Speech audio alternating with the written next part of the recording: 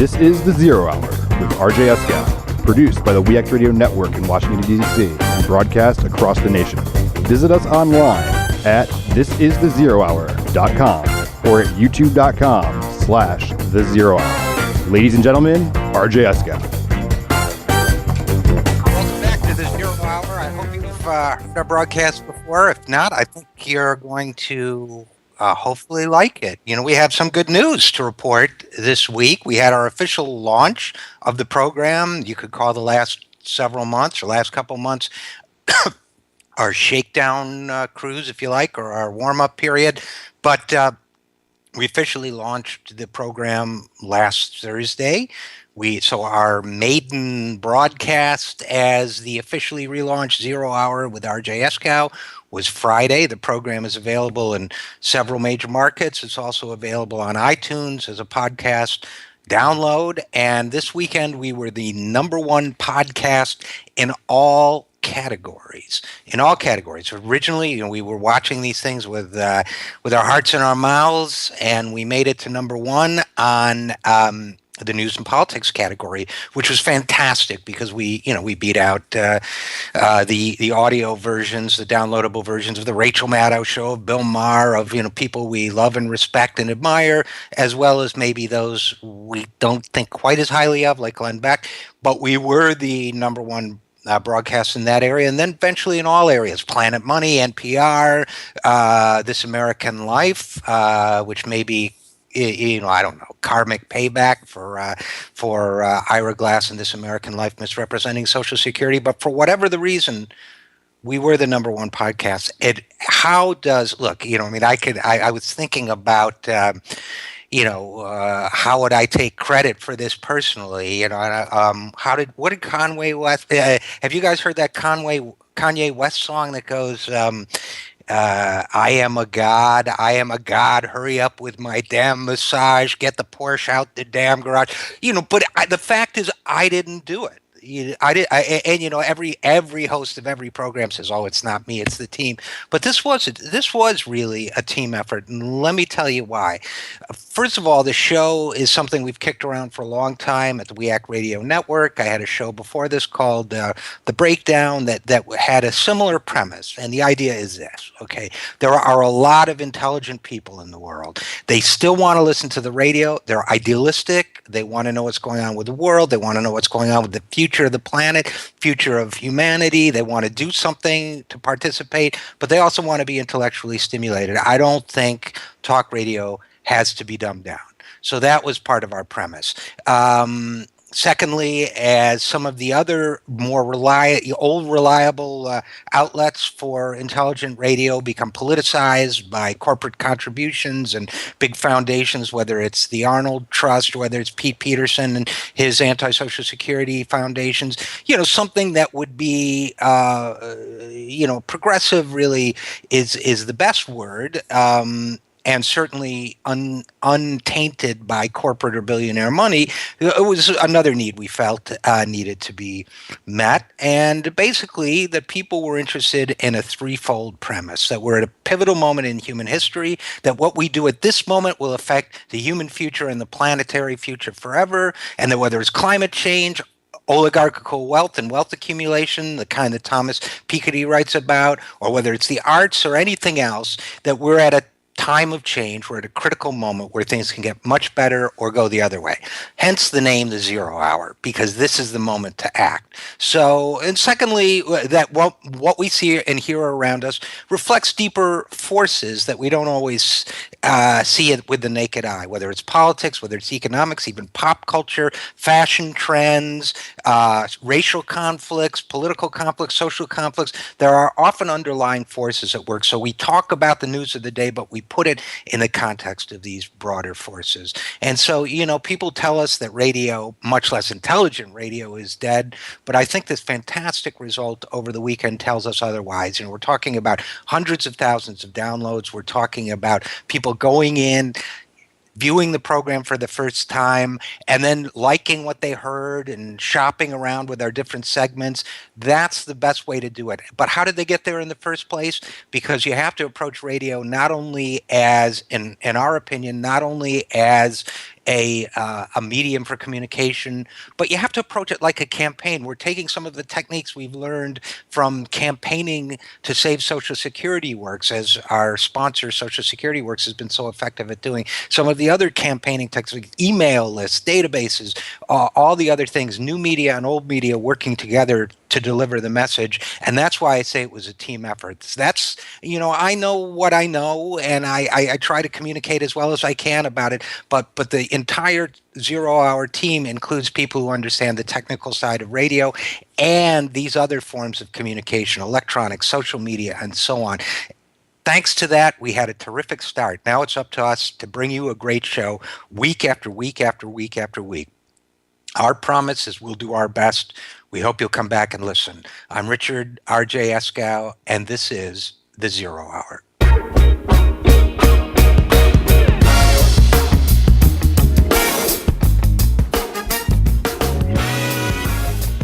And we are back on the Zero Hour. With us is returning for the second time to our program is filmmaker Mary Lynn Evans, who is CEO and executive producer at Evening Star Productions. Mary Lynn grew up in West Virginia in a coal mining family. She produced an award-winning 3-part PBS series on West Virginia on the Appalachians, actually called The Appalachians, Coal Country, about coal mining for Discovery, low coal. And her latest film is entitled Blood on the Mountain, The True History of West Virginia. And Mary Lynn, thanks so much for coming back. Well, thank you for having me back. And what an appropriate name we picked for our documentary, because on Friday at Blair Mountain, I felt like I left some blood. Well, tell us about it. First of all, tell us what Blair Mountain is, for those who don't know, and then what happened that you just announced. Oh, sure. I grew up in West Virginia, but like most, people my age, we never read about Blair Mountain. So we knew in West Virginia about as much as outsiders knew. Blair Mountain was the site of the largest civil uprising in American history outside of the Civil War. And between 10 and 15,000 union coal miners, farmers, joined in and laid down their lives against the coal industry, armed guards, Baldwin Felts Agency, just laid down their lives for labor and human rights. And out of that sacrifice, in which many were killed, we have no idea how many because they were usually buried in the trees. So out of that came the United Mine Workers of America. Out of that came the 8-hour workday for every American. Child labor laws, workers' comp, that came from the blood those coal miners, those union coal miners left on Blair Mountain in 1921.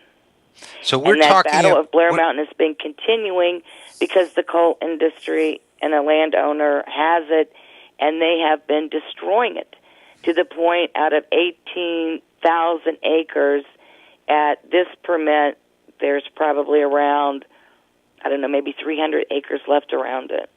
So now you're talking about a historic site for the working men and women of America, and it is the 1921 site, as called by the United Mine Workers of America. This is their sacred site. This is the birth of the United Mine Workers of America, took place, was organized, and men died at Blair Mountain in 1921. And when we grew up, the governor along the way literally wrote Blair Mountain out of our history books. So when I read about what you guys... This was like some hidden secret that was an oral tale that we heard. So when I read about what you guys were doing there, I had a thought, and you tell me if I'm right or wrong, but one is that a sacred site is a good term for it because people laid down their lives, and we're talking about a part of the country where the original inhabitants would always consider that sacred. We're talking about a historical site that people need to read about and understand to know their history, not just in West Virginia, but nationally, as you point out. And then you're fighting to preserve it. I'm going to ask you about that in a second, but the third piece of it I was thinking when I was reading about this, was that this is also the land that's being destroyed, and that by reminding people of the historic value of this land, you're also protecting what's left of it, right? So there's also the aspect that is the real issue. When as you said, I'm a documentary filmmaker, and I learned about Blair Mountain as a documentary filmmaker, actually, and seeing John Sayles' film. I mean, that's really how I learned about it. And the more I learned about Blair Mountain and knew that, this was Don Blankenship from Massey, who, tried to break the United Mine Workers, standing on Blair Mountain saying, on this historic site, we're going to have it delisted from the National Register of Historic Places to protect it. And we're going to mine it. And that is what's been going on. It was delisted from the National Register of Historic Places, which protected it in 2009. And since then, the landowner has leased out part to the National Guard, who has put 2 runways on Blair Mountain. And, that is another part of this entire story. Well, so tell us what you guys were able to do. Tell us what happened this weekend. What happened this weekend was, for the first time ever,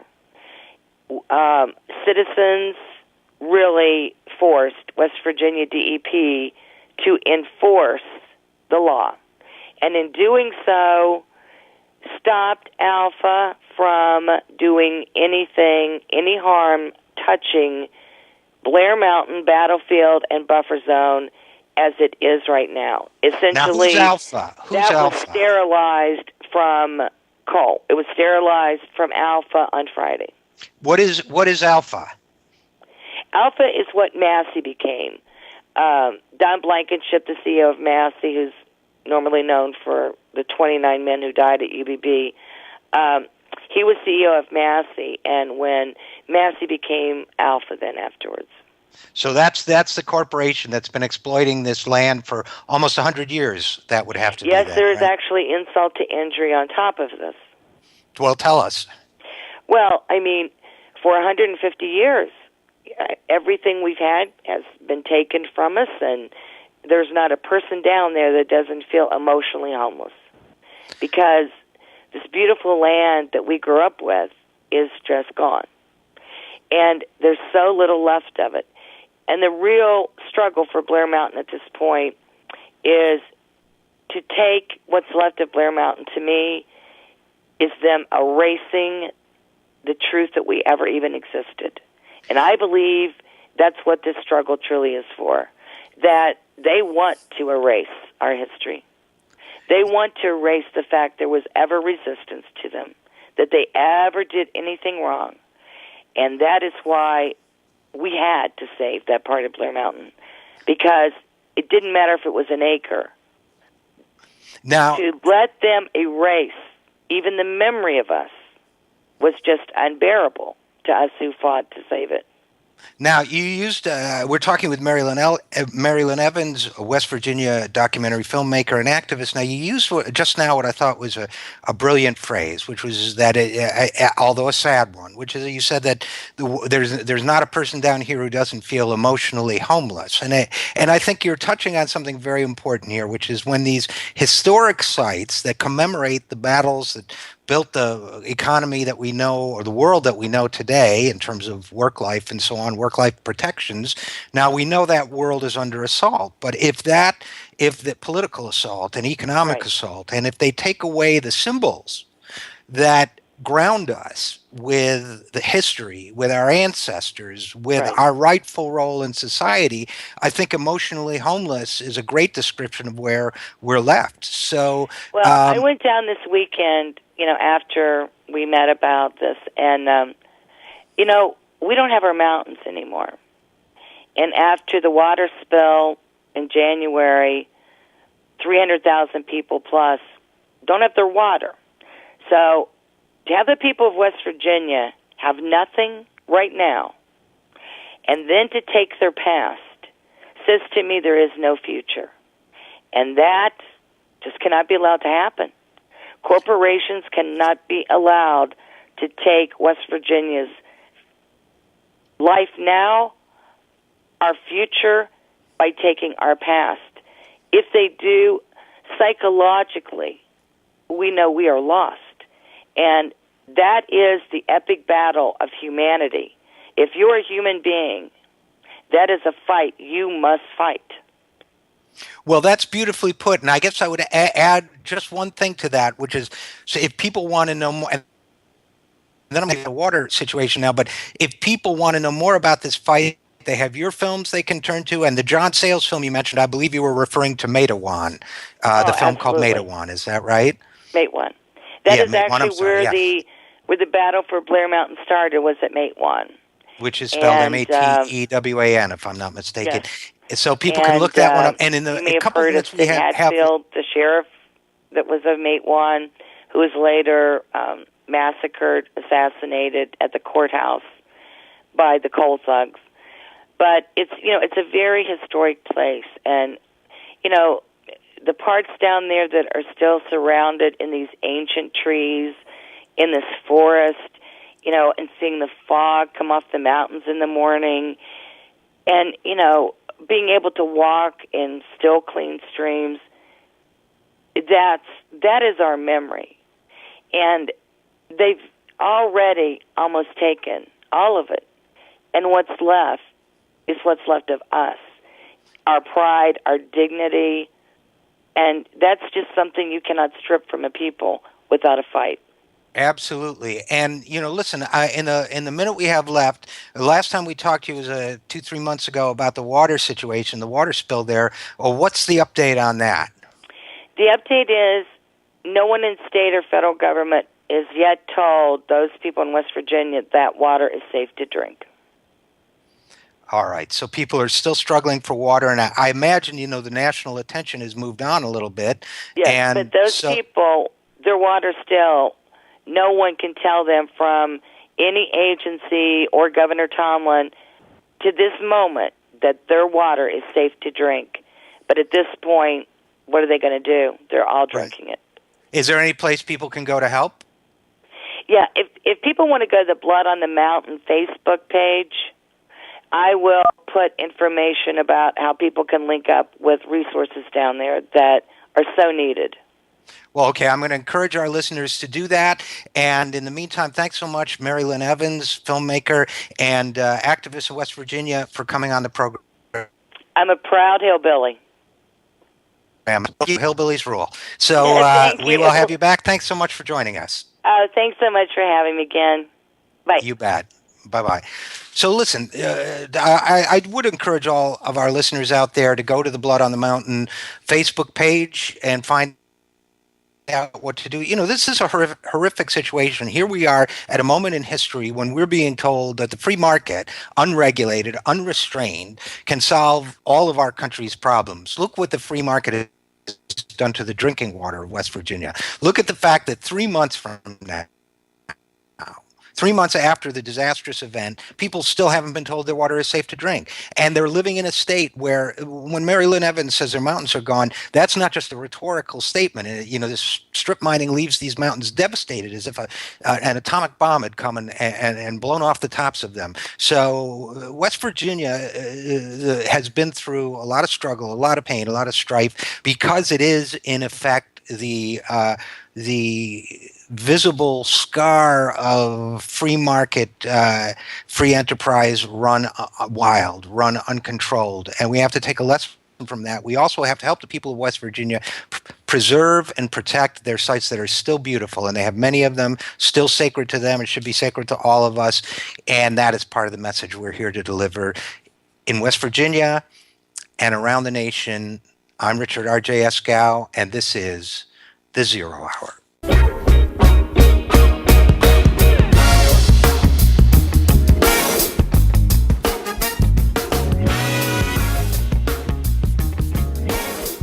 And we are back on the Zero Hour. And one of the big news items of the week, it was the president's climate change report. Now the president and his team report what many of us already knew, which is that climate change is real. It's here. It's affecting the daily lives of the people of this country, and it's time we did something about it. So I wanted to talk about that and some other issues with Professor John P. Abraham, who's been on the program before, professor of thermal sciences at the University of St. Thomas. He's in fact, one of the co-founders of the Climate Science Legal Defense Fund, because the corporate interests are so invested in this issue that they actually create legal problems for climate scientists, as well as the Climate Science Rapid Response Team, which has been designed to do precisely that, respond quickly to the many misconceptions which are being floated out there about climate change. So, Professor Abraham, thanks so much for joining us again. Well, it's absolutely my pleasure. Thanks for having me on today.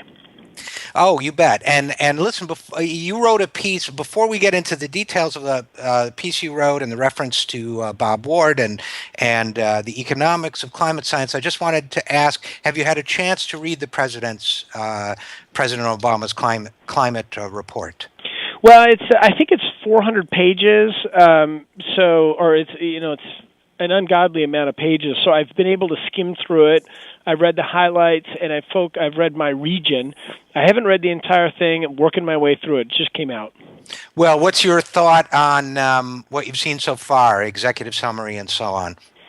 Yeah, so why is this report important? Well, it's the biggest report which looks at the impacts of climate in the U.S. I mean, there's a lot of international reports that come out, most notably the Intergovernmental Panel on Climate Change, which takes a global view, but this one takes a view of the U.S.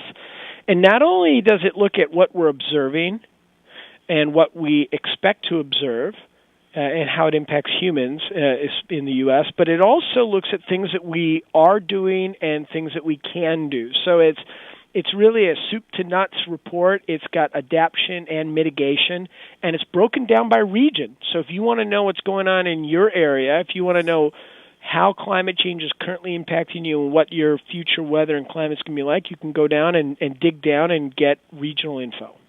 So it sounds like you think, so far at least, the president's team has done a pretty good job. Yeah, this is a good report. I mean, it's the third one of its kind, and this is, in my mind, the best in particular because they do regional reporting. But, I mean, President Obama's legacy is not going to be dictated by this report. President Obama's legacy and the legacy of George Bush and Bill Clinton before him is going to be dictated by what they've done to reduce emissions. And so this report is a good measuring stick, but the legacy will be dictated by how these presidents, and Obama in particular, have tried to solve this problem. And it's clear Obama is taking this very seriously. He is by far the most aggressive of any U.S. president in history on climate change. And so currently he's writing a very good history book for himself. Well, okay, good. That's good to hear. And I know that my understanding is that he has said that he will use his regulatory powers to try to tighten down on this issue. But basically, the posture that I sense, and believe me, I haven't read all 400 pages either, the posture that I sense is basically we want to communicate, use our powers of communication as a White House, as a presidential team, to communicate the gravity of the situation, the reality of the situation, the urgency of the situation, and we want to gain support for some of the regulatory measures we'd like to take. But between the lines, what I get from the report also is we can't do very much because we have a Congress that's against us, and that is fighting to discredit the very idea of climate change. So I guess the second part of the question, that's going to get us into more substance perhaps, is has there been much response that you've seen? Now, you're part of the Climate Science Rapid Response Team. Has there been much in the way of so far of pushback against this report by the climate deniers? There has been pushback. Some of the deniers have called it a distraction, but I don't think many people are taking the pushback very seriously. I mean, the Obama administration isn't perfect on climate change, but they have done some significant things. Now, this effort is to help communicate, as you have exactly said, it's to help communicate the importance of climate change to U.S. citizens and to motivate and justify some of the actions that they've taken. Now, it is true that the Congress has been obstructionist. I mean, basically nothing has gotten through, and it's sad because taking care of the environment and using energy more wisely and creating the next economy, which will create jobs, should not be a polarized political issue, but it's become that. So Obama hasn't been able to get much through Congress, but he's been able to do other things that have had a real impact. The EPA actions that he's taken, agreements with other countries, particularly China, about reducing emissions, improvements in our efficiency standards for vehicles.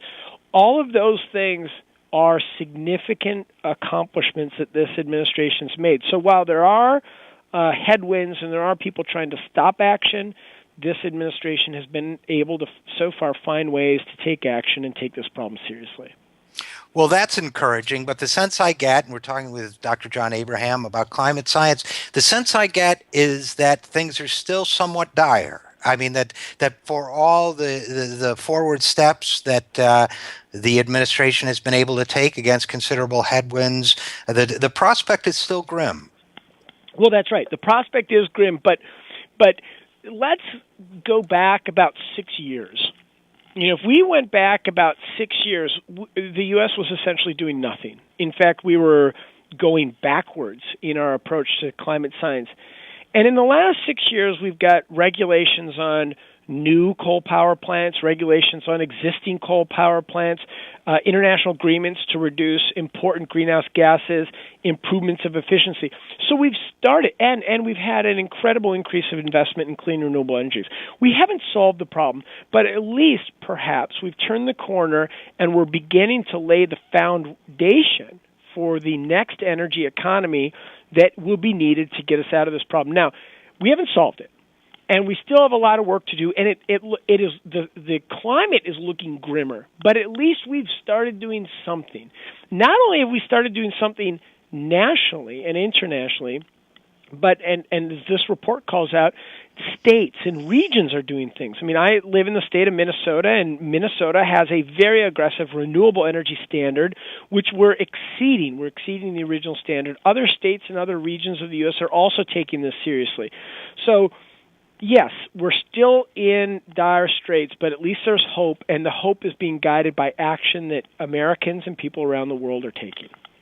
Well, we're talking with Professor John Abraham, climate scientist, about the president's new climate report and the state of the climate change battle now. And when we come back from this break, I'll have a question for you, which is why do you sound a little more optimistic than some other activists in the field? I'm delighted to hear it, and what can people do about it? And we'll get into a couple of the misleading reports you've been looking into after these messages. So please stick with us. I'm Richard RJ Eskow, and this is The Zero Hour.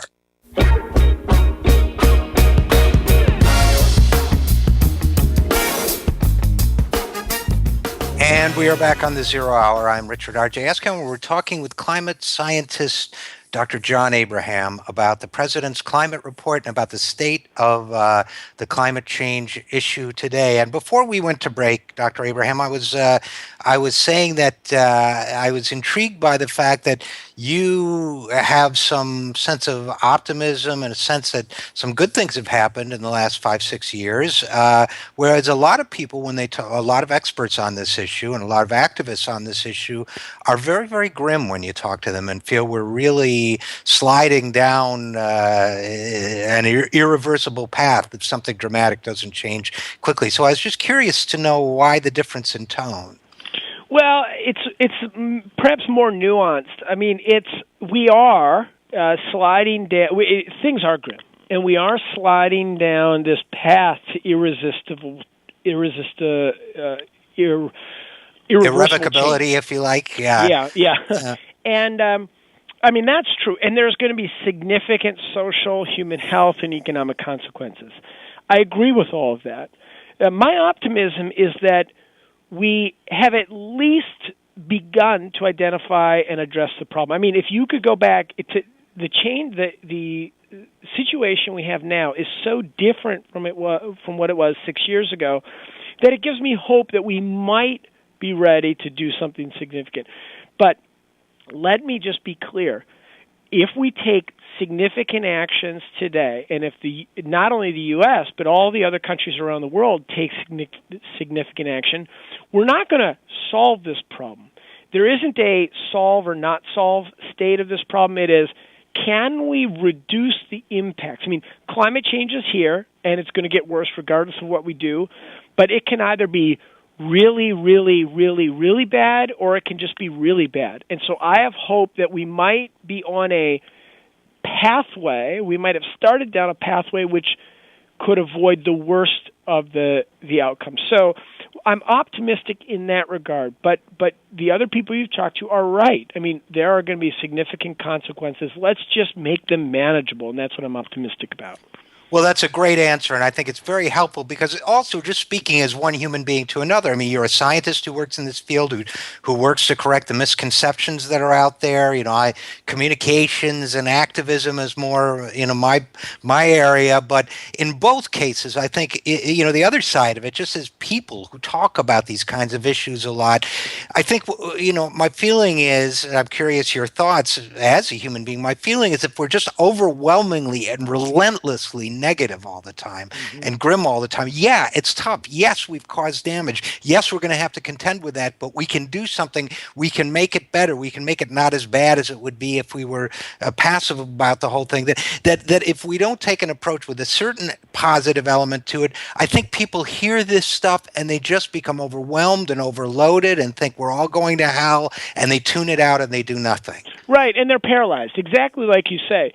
And, that's the nice thing about this new report. This new report says climate change is here, it's happening, and it's hurting us. But we're starting to do things about it, and you can do things about it. So your listeners and everyone can actually contribute to a solution. And some of these solutions just make more sense that no one could disagree with them. I mean, for example, we can do more with energy. We can take a gallon of gas and get more out of it and use less of it. Now, who could be against that? Whether you're progressive or conservative, using our precious resources more wisely will only end up in a cleaner environment and more money in our pockets because we'll save it. No one can be against that. Who wouldn't want to invest in America industry, which would allow us to leapfrog over other countries to be a leader in the next economy? No one can be against that. So people can make an impact. I mean, individuals can make an impact today. You can make an impact in your own lives by using energy more wisely. You can insulate your house. You can get fuel-efficient vehicles. You can, simple things like ride your bike a couple days instead of driving. Get to know your neighbors. Carpool. Hang your laundry out instead of use a driver. Little things like that that'll make your life better. But you can do bigger things as well. The bigger thing that people can do is to make sure that their family, friends, and elected officials know that this is important to them. I've had many elected officials tell me that if they get a call or two about an issue, it's a bunch of cranks. But if they get 5 or 10 calls about an issue, it's a groundswell. Call your state or your federal elected officials and tell them this issue is important to you, and you want them to know how you feel. You can make an impact. There are a lot of elected officials get a lot of heat for the strong votes they take on the environment, and they need to know that there are many constituents out there who support them, and it's a really important step to take. That's something we tell people all the time, is that your phone call to that elected official has a much bigger impact than people realize. I talk to the staff at congressional offices, Senate offices, White House. They all say these calls are tracked, they have an impact. So I think that's really true, and also the small things you mentioned. But I do want to stay on this positive track because I love it and it energizes people. But you said early on, liberal, conservative, who could be against these things? That used to be true. I mean, it was Richard Nixon. People forget this, but it was Richard Nixon who initiated Earth Day and the Environmental Protection Agency and some of the other. But obviously somebody is against it. So who are we up against? Well, yeah, there are very deep pockets against it. In particular, there's industries that don't want change. There are industries that do not want us to get to the next generation of clean and renewable fuels. And those industries are spending a lot of money to ensure that change doesn't happen. But most of us in the U.S. know that those industries don't have our best interest at heart. Let me just give you an example. Here in Minnesota, we have a burgeoning wind power economy. This wind power economy has engineers that are designing, installing, servicing these wind turbines. Farmers are getting paid thousands of dollars per year just to have the turbines on their property. My house in Minnesota is fully powered by wind power. I am basically sending a check to Minnesota engineers, design companies, and farmers for energy. I don't have to send a check overseas to countries that may not like us for their energy. I'm paying my local economy. Who in their right mind could be against getting your own energy? Certainly the Department of Defense isn't against it. And that brings up a really, really important issue, and it's another reason for optimism. Now there are so many groups that normally don't work together but have shared interest and are expressing those interests. The Department of Defense sent General Titley to Congress to testify about the impact of climate change. Their national threat assessments identify climate change as a significant national security risk. So we've got the Department of Defense, we've got farmers, we've got outdoors people, we've got people of faith who want to take care of the environment because of their faith, and then we have environmental groups. All of these groups normally don't work together, but they're finding common ground on this issue to take action, and that's a reason to be optimistic. I'll add one more group to your great list there. Please. Which is, I spent some time as an analyst and technical guy in the insurance world, risk management. The national risk management of climate change. The insurance companies are on top of it. They're aware. Look, this is potential future losses for them. So strictly, just as the Defense Department is concerned, the military is concerned because it represents a threat to the stability and security of the country. Even the insurance companies are concerned, who are hardly bastions. I was always the House lefty, but they're hardly bastions of revolution. But they recognize that even this is a threat to their business model too. Well, that's right. And Munich Re, one of the world's biggest, if not the biggest reinsurance company, has taken a very strong stand over climate change. Climate change is impacting our pocketbooks now. And, people think that this is a future problem, and people think that it's going to be too expensive to do something about it, and they're wrong on both accounts. It's a today problem, and it's too expensive to do nothing. Doing nothing about climate change is a choice, and it is a choice with tremendous economic costs. It is cheaper to reduce climate change than just to adapt to it. I read a report that Michael Bloomberg was putting in $18 billion of storm surge infrastructure in. That is an adaptation. Right. It's too expensive to adapt after the problem. Let's stop the problem, or at least reduce its impact. Will be paid off in the long run. So your comment is right on.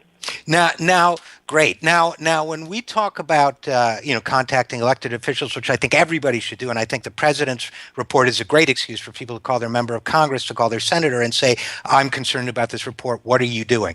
But in addition to that, now you talked about, for example, your alternative energy sources for your house. What can people do in Los Angeles or in Washington D.C. or in New York State to do something similar with their energy?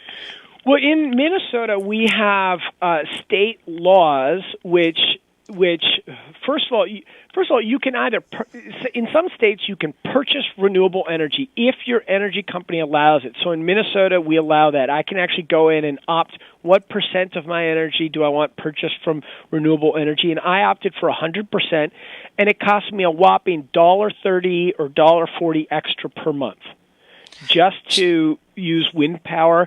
And basically, I've reduced my biggest source of emissions in my life. The second thing that you can do, and so you'll have to look at your own utility company and see if that's available. If it's we only have about 30 seconds left. But if it's not an option, we can grab it, and we can certainly let our elected officials as well as our utility company know we want that option, right? Absolutely. All right. Well, hey, listen, we're going to have you back if you're willing, because there's just so much to talk about in this area. Professor John Abraham, climate scientist, climate change rapid response team. Thanks so much for being with us. My pleasure. Thanks so much. We will be right back after this with hour 2 of this week's program. I'm Richard RJ Eskow, and This is the Zero Hour. We'll be right back.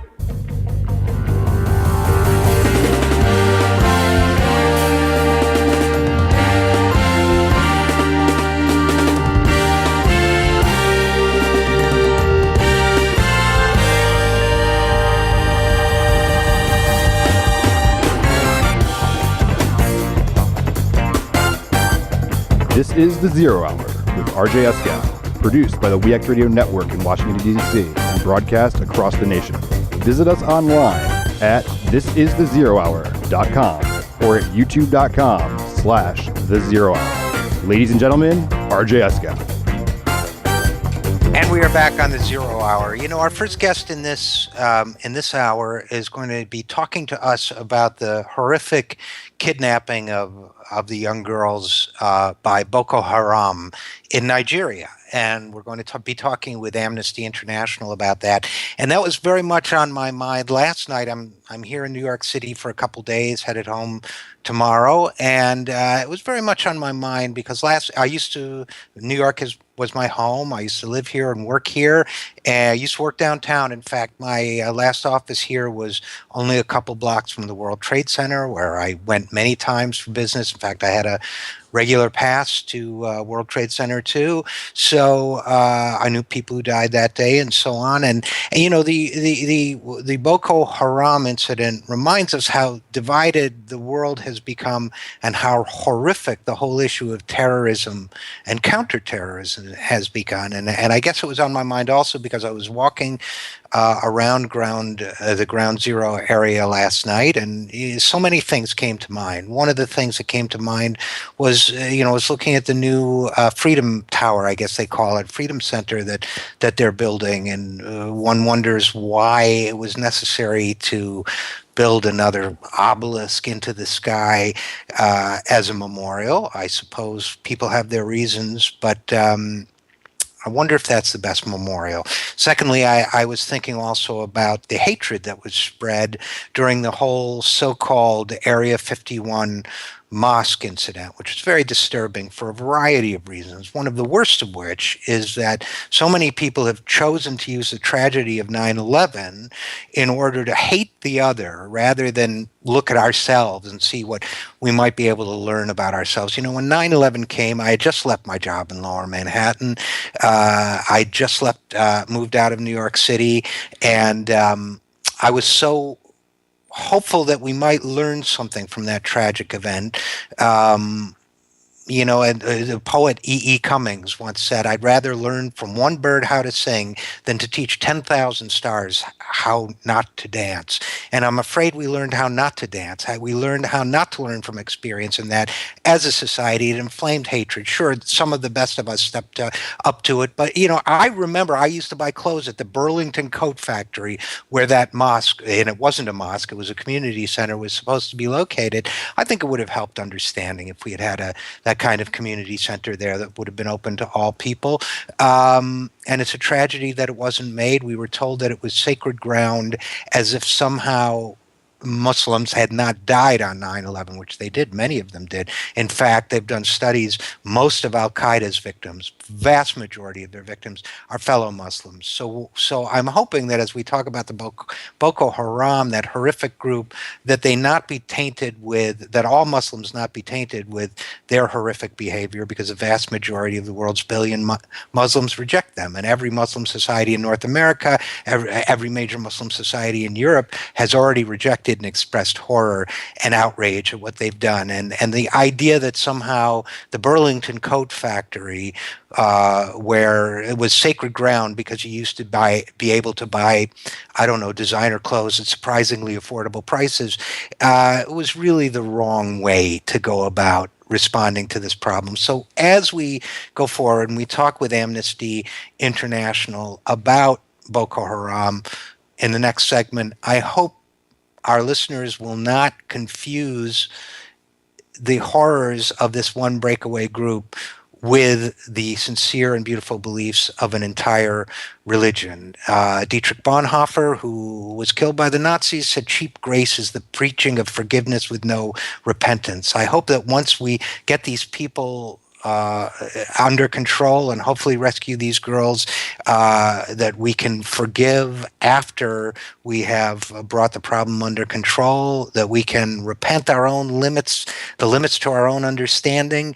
And I will leave you with the words of the poet Wallace Stevens. In these grim times, in these horrific times, when we must fight to rescue these girls and end the hatred that has caused them to be captured, poet Wallace Stevens wrote, "After the final no, there comes a yes. And on that yes, the future of the world hangs." So may we say yes to rescuing, to fighting hatred, and may we say yes to doing it with a pure heart and a good heart, and in so doing, save the future of the world. I'm Richard RJ Eskow, and this is The Zero Hour.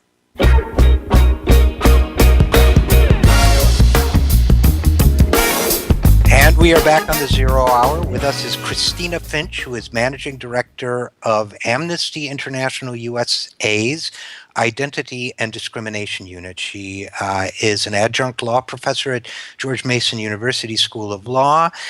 She is also has served as the interim managing director of government relations at AIUSA. She focuses on women's issues as well as lesbian, gay, bisexual, and transgender or LGBT, human rights, economic, social, and cultural rights, and multilateral issues. And we're here to talk about the abduction of the Nigerian schoolgirls.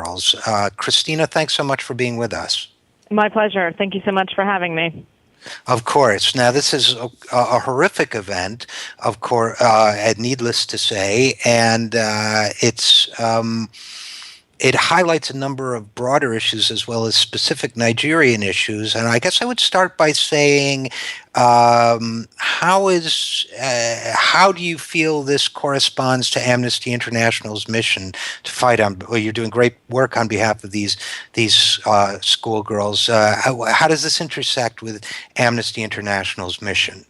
Thank you for saying that. Amnesty International has been working very hard to raise awareness about the current crisis in Nigeria and to shine a light on what's happening to these girls and to ask the world to stand up and ask for action.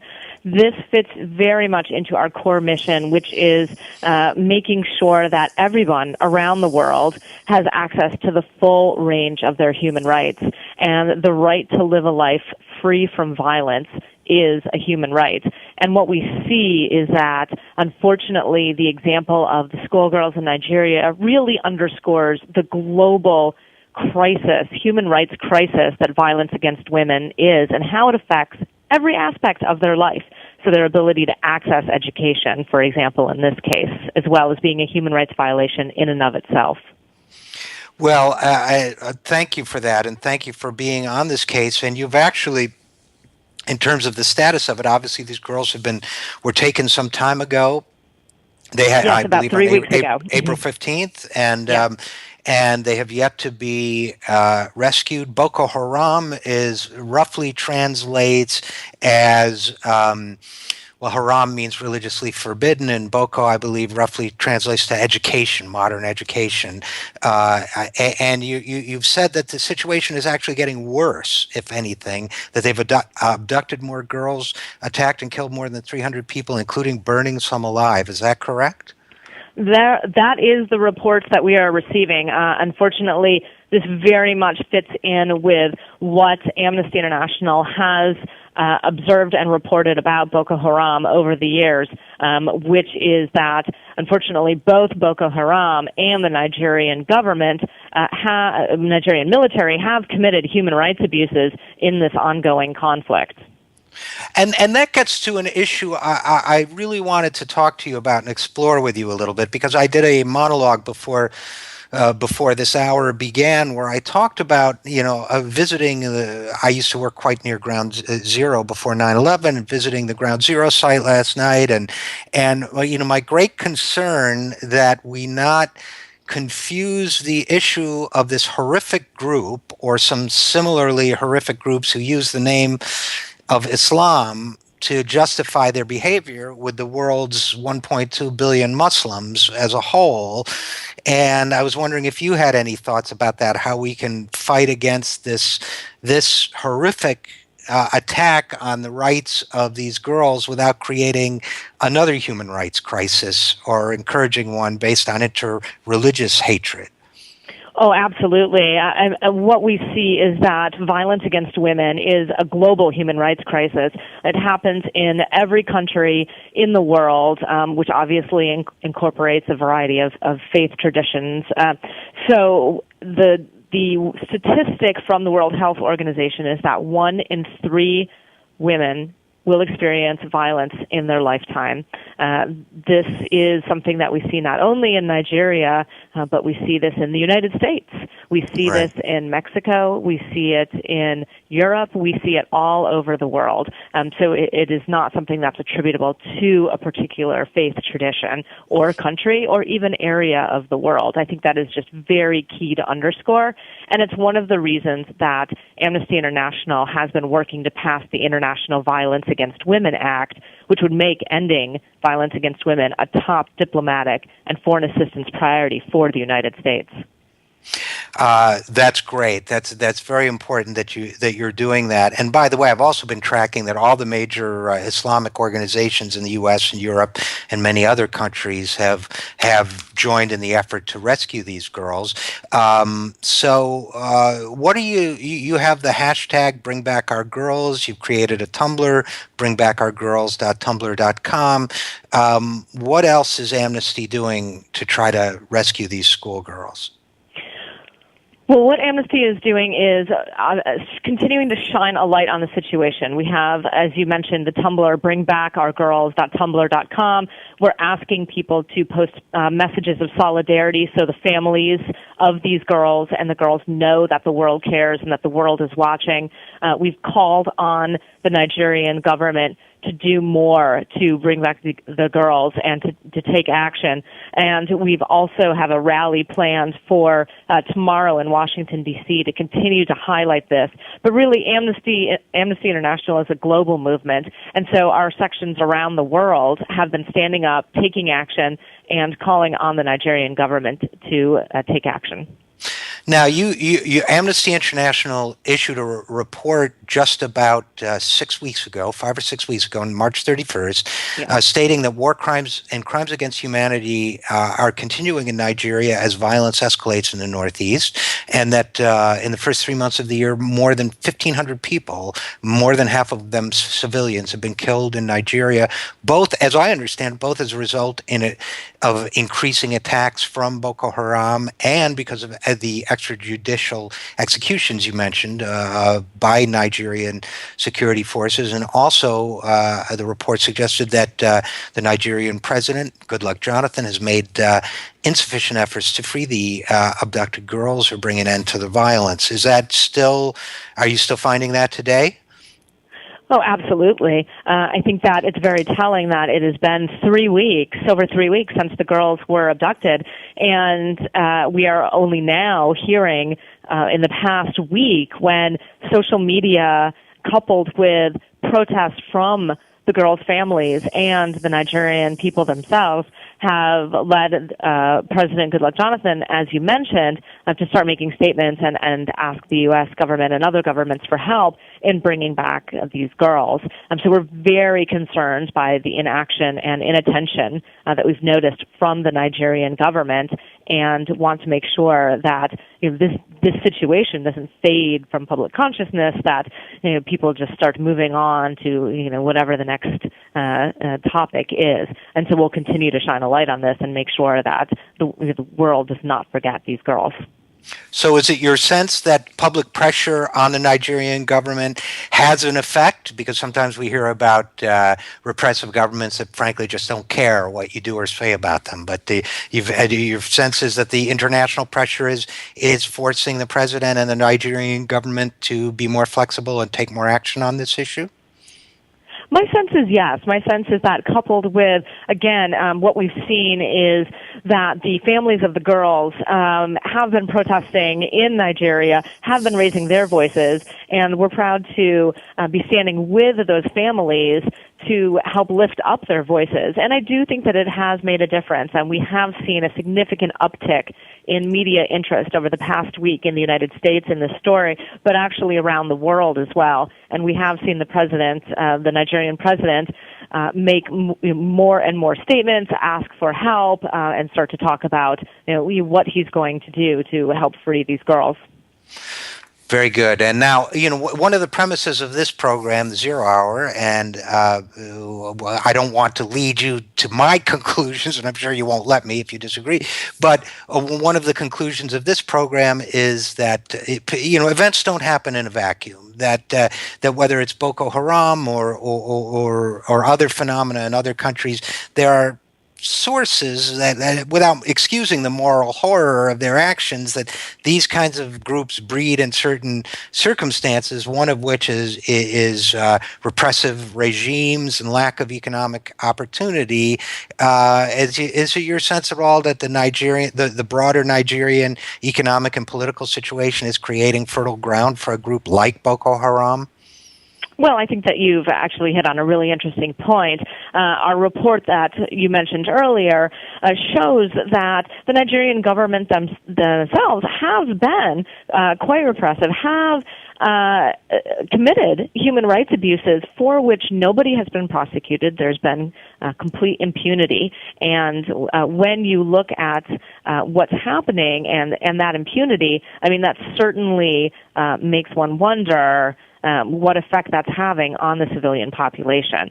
So obviously, in addition to this particular situation where we very much want to see the over 200 girls freed, we are also obviously asking the Nigerian government to adhere to international human rights law and standards. Impunity for human rights violations should never be allowed.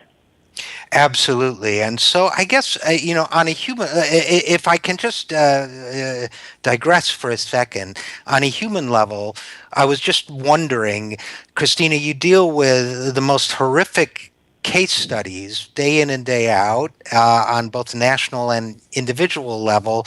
How do you keep your strength to get up and go to work every day and fight these kinds of battles again?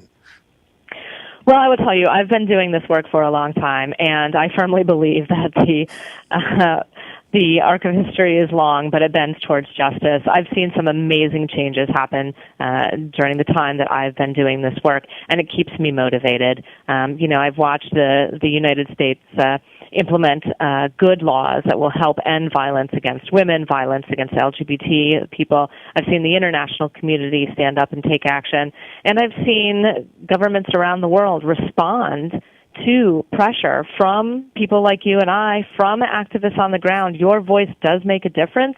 It frees prisoners of conscience.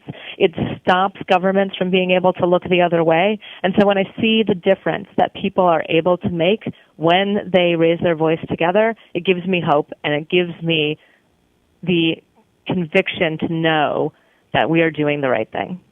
Well, it's a great answer, and it's great work that you're doing. Where can people go to learn more about it? AmnestyUSA.com is our website. AmnestyUSA.com/bringbackourgirls will bring you directly to the page with more information about the Nigerian schoolgirls.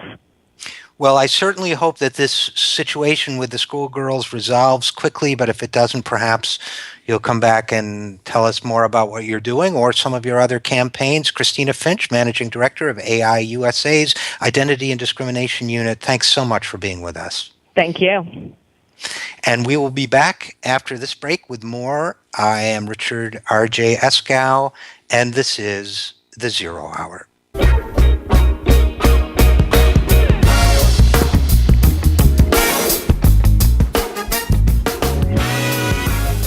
That music can only mean one thing. We must be back on the Zero Hour. And if so, I'm certainly hoping that the gods are with us, and that also with us is Kyle Surrett, who is Director of Education Justice Campaigns with the Center for Popular Democracy. Kyle, are you with us? Yes, glad to be here.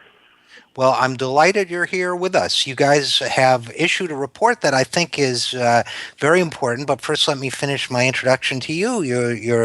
You work with the Center for Popular Democracy's partner organizations to strengthen public education coalitions, close opportunity gaps, and coordinate national and regional campaigns to bolster our public education system. And you have a great background in the organizing world. So thanks for joining us. Thank you so much. Now, I wanted to talk to you about the report you guys did this week on charter schools because, this is an issue, the charter school issue, I feel where there's so much confusion, there's so much misunderstanding. It's been so successfully presented over so many years as the idea that charter schools, particularly for-profit private charter schools, are a great way to make our school systems better, that will bring innovation and the creativity of the private sector into education and allow school kids freedom of choice and all that stuff. And you guys have done, and now I don't agree with any of those statements, but I think that that campaign has been so successful. For example, that here in New York City, Mayor de Blasio ran into some trouble when he tried to level the playing field a little bit when it comes to charter schools, because nobody's been making the counter case. So the problem with the way we're doing charter schools, problems with for-profit education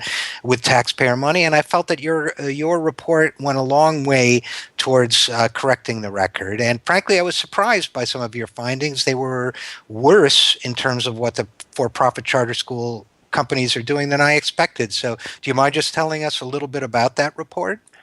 Sure. So the Center for Popular Democracy is one of the largest networks of community organizations in the country. And in our work with our partners in various geographies, we started to observe charter operator fraud happening in this city here or this city there.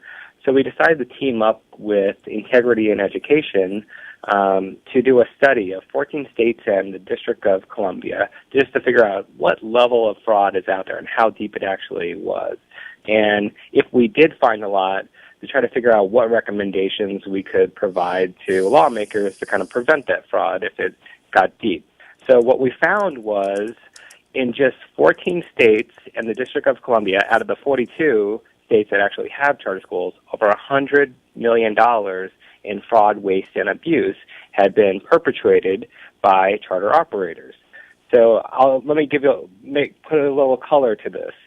Some of the charter operators went on Caribbean vacations using state and federal dollars. Another one bought season tickets to the NBA. In Michigan, an operator bought a home, sightseeing trips to Europe, supporting a Black Olive restaurant that wasn't doing too well. The list kind of goes on. And so that was one thing that kind of troubled us, like kind of the audacity of it, but the amount of years that some of these fraudulent activities went on was also quite troubling, like not 1 year, but multiple years, and we think that's a symptom of a bigger problem.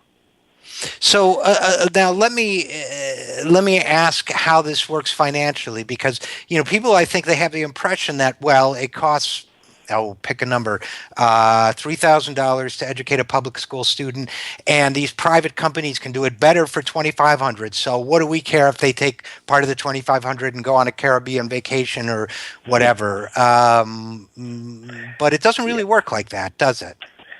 No, not really. The way that per pupil allotment works, which is what the vernacular is basically the amount of money that goes for a student carries a certain dollar figure. So whether they're in our public school system or in our charter school system, in most states the number is very, very similar. So it's not that much of a savings, and in a lot of cases we're finding because the amount of charter schools that have closed, that it's not really a savings at all.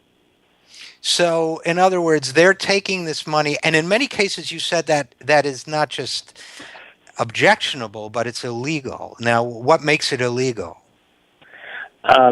Well, the illegal activity that they have done, that we've documented in this report, is the type of thing where they take federal dollars and state dollars that were supposed to go towards hiring another teacher or supplies and things like that, and literally have paid for things that were personal luxuries.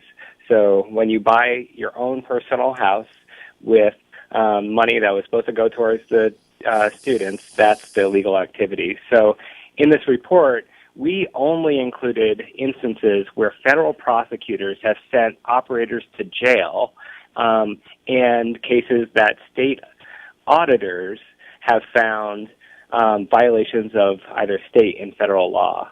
So there's a lot of other issues out there in the industry that you and I and members of the public may think of as being immoral but weren't necessarily illegal. So we didn't include those in the report, but certainly there are those things out there as well. So we're talking about the Center for Popular Democracy's report on charter schools. So the pro-corporate or pro-privatized school movement, which has a lot of resources behind it. If there's one minor story of a teacher protected from being fired or whatever, it gets blown up and it feels like and gets communicated all across the country. But here we're talking about fraud. We're talking about violations of the law. We're talking about the cynical hijacking of money meant for America's students to meet personal ends or buy personal goodies or whatever, anything you can imagine, basically. Yet, why aren't we hearing about this? Is this just because so many reporters and big media outlets are infatuated with the privatized education concept? Yeah, I think that the reason why we're not hearing about it is because it's been very localized and hasn't been nationalized as a story. And that's probably because it's state auditors and federal officials issuing press releases that aren't putting a big advertising campaign behind this problem in the industry. We had to do some deep searching to find that the Department of Education's Office of Inspector General raised a big red flag in 2010 saying that waste, fraud, and abuse was a big problem in the charter industry. And that's actually why we named this report, Charter Industries, Waste, Fraud, and Abuse, right? Charter school vulnerabilities to waste, fraud, and abuse. So there have been people raising the flag. They just don't have big communications operations dedicated to promoting their findings and lifting it up as something that needs to be solved. Okay, and I guess as we and thanks for that. We're talking with Kyle Surratt from the Center for Popular Democracy. I guess as we kind of think about wrapping this up a little bit, I tend to look at this charter school movement in a couple ways. Especially the privatized charter schools. I look at it, one, as corporate America trying to find another avenue for making money at public expense. Two, as something that might potentially separate our kids when really we should be coming together as a society in a more egalitarian way. And three, is a way to break the teachers' unions and to demonize America's school teachers as if somehow all of our economic problems are the problems of, Mrs. Hanson in your fourth grade class, as opposed to, let's say, the Koch brothers, for example. So what do you think? Just, to wrap this up, you've done a great report on corruption in the private charter school industry. What's behind this movement, in your opinion? Yeah, so I think that our various states that have allowed charter schools, and we have 42 of them now, just need to take a deep breath and pause on this growth and reflect back on what we've created. The charter school enrollment has doubled 3 times since 2000. So now there are 2.5 million children enrolled in charter schools. And a study that came out late last year found that, in general, public schools were outperforming the charter schools, which goes against a lot of what people have been thinking. So in our view, that this problem of charter fraud and abuse is a symptom of this larger problem of we just haven't thought through the regulations enough to prevent public dollars that are supposed to be going towards children that are instead going towards Caribbean cruise vacations and season tickets to NBA games and things like that. So in the report, we tried not only to point out the bad things that charter operators were doing, but we put out the call to lawmakers to do three major things. One is better oversight. So there aren't enough investigators looking for this fraud, and they need to hire more, and they need to have a dedicated office to charter schools that puts that in play. There's a need for way more transparency. Our public schools operate in the daylight of regulation. It's heavily regulated, but we find that the charter schools are operating largely in the shadows. And this means that, like, we need to get financial documents from charters open to the public, disclosing who their vendors are, disclosing who their board members are, things like that could prevent the fraud. And third, we really feel like there's a need for improved governance. So if there were training requirements like there are in the public school system for board members so they could recognize fraud and know what to do when they see it, we think that a lot of these problems would have been stopped in year one as opposed to year 6, and in the hundreds and thousands of dollars as opposed to the millions. Well, I think that's a great summary of things that need to be done. And I guess I would only add to it that on the broader context, and this is just me talking, you don't have to agree, but in the broader context, I think we've got to stop idealizing the magic of what private industry can do. I was in the private sector, been in the public sector. There are some things that government does pretty well, and by and large, whatever our frustrations are with education, a lot of them could be addressed with a little stronger education budget as opposed to some voodoo magic from the private sector. If private companies can come in and serve without corruption and compete on an equal playing field, I guess that's an interesting experiment, but we as a society have to stop demonizing public employees like teachers and idealizing private sector people who, when left to their own devices, will do things like buy a house in the Caribbean with the money. So, but that's just me. That's just my opinion. So, Kyle Surratt from the Center for Popular Democracy, Director of the Education Justice Campaigns there. Thanks so much for being with us. Thank you for having me. Thank you. You bet. And we'll be right back after this. I am Richard RJ Eskow, and this is the Zero Hour.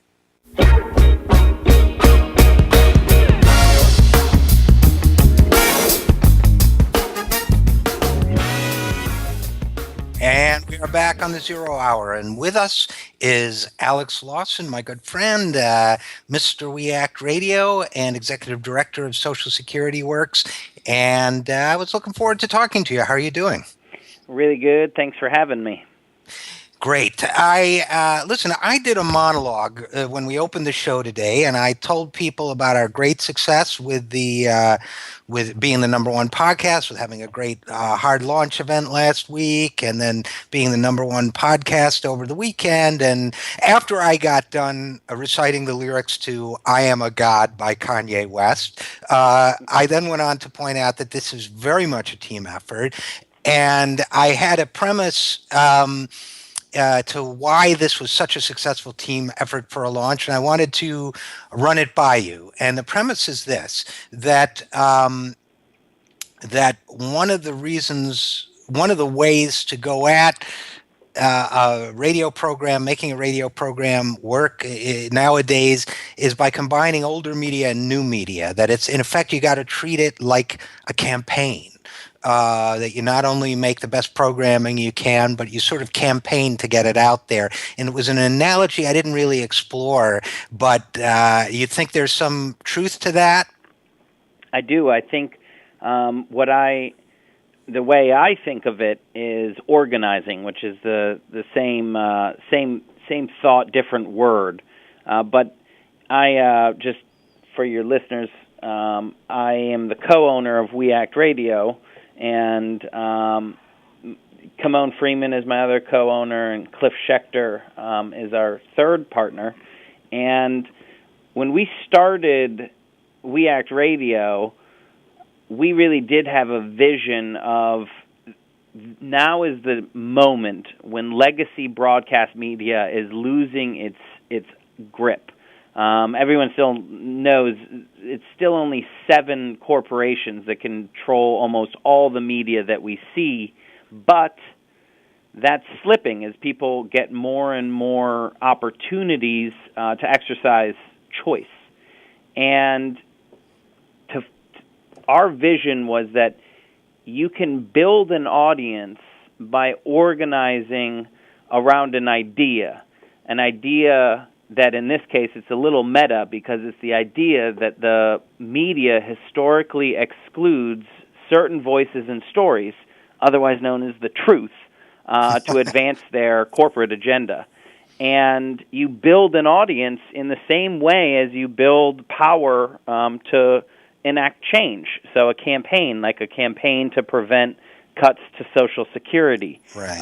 And that is exactly how we've gone about in our sponsorship of the Zero Hour and in building the audience.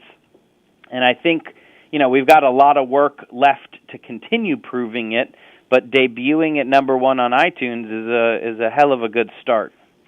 Yeah, and I agree. And we didn't look. I feel, as with every organizing campaign, there's a division of labor, and our job, mine and Pete's and Troy's, and we bring the content. We try to package it and deliver the content of the programming. I felt we did well. I mean, it was really the campaign, I think, that brought all those people to iTunes to check out the program. I was happy to hear that people who downloaded the program came back, according to the stats, and then kind of picked and chose through our back catalog and downloaded segments or interviews that interested them, because that's going to be, in a sense, the return business is going to be how we're measured, but we keep organizing too. And I think, it in some ways, I don't know if I've used this analogy, it may tend to date me as a generationally, let's say,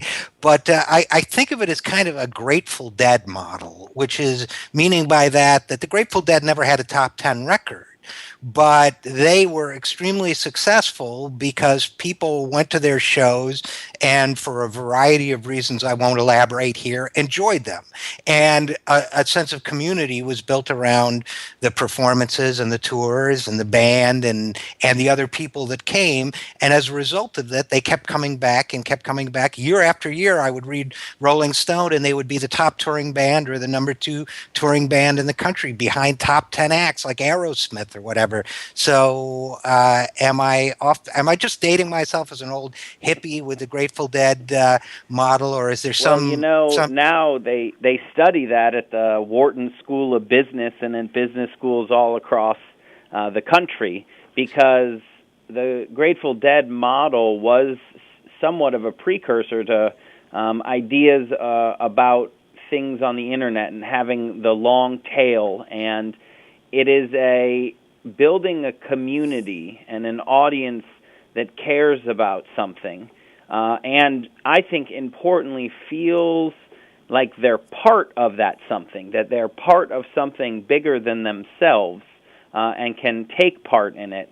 It's why, when you took over Take Action News, we had lots of discussions about how our visions were exactly aligned, that it's not just about, output. It's not actually just broadcast. It's a two-way street, and it's communication between you and the audience that you're trying to build and that we're trying to build, which is exactly the same thing that I do every day at Social Security Works when we're building our community of folks to fight for policy changes and against cuts to Social Security, and in fact to expand Social Security. And this is another thing.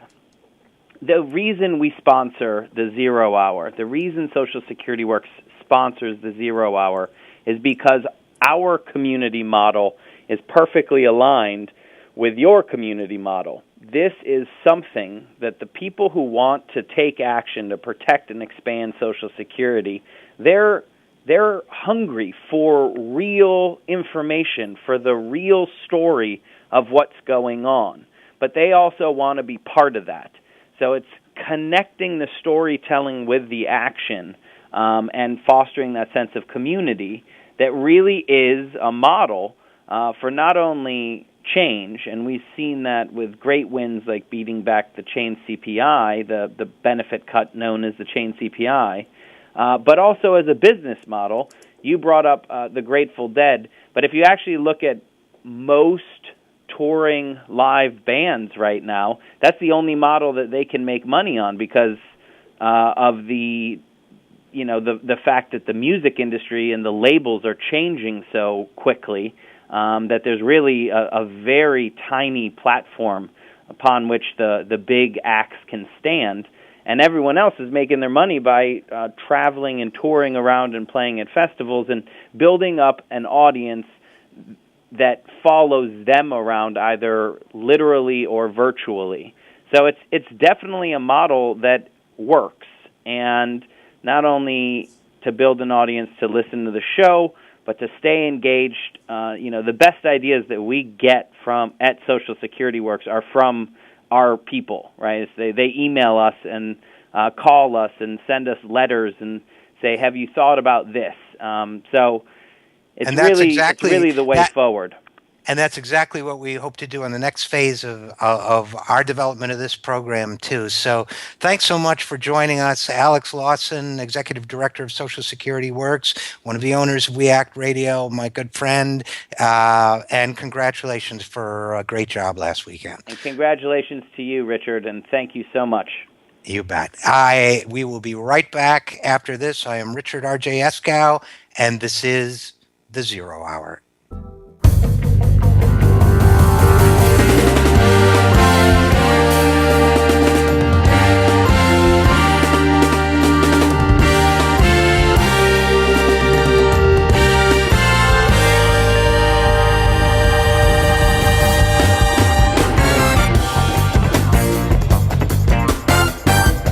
This is The Zero Hour with RJ Eskow, produced by the We Act Radio Network in Washington, D.C., and broadcast across the nation. Visit us online at thisisthezerohour.com or at youtube.com/thezerohour. Ladies and gentlemen, RJ Eskow. All right, ladies and gentlemen, we are back on The Zero Hour. And top of the hour is usually when I do my monologue, and we try to get deep and philosophical and talk about connecting grand and global world events with what's going on over time, the deeper forces underlying what might be going on in Nigeria, or what might be going on in the fashion world, or what might be going on the mountaintops of West Virginia.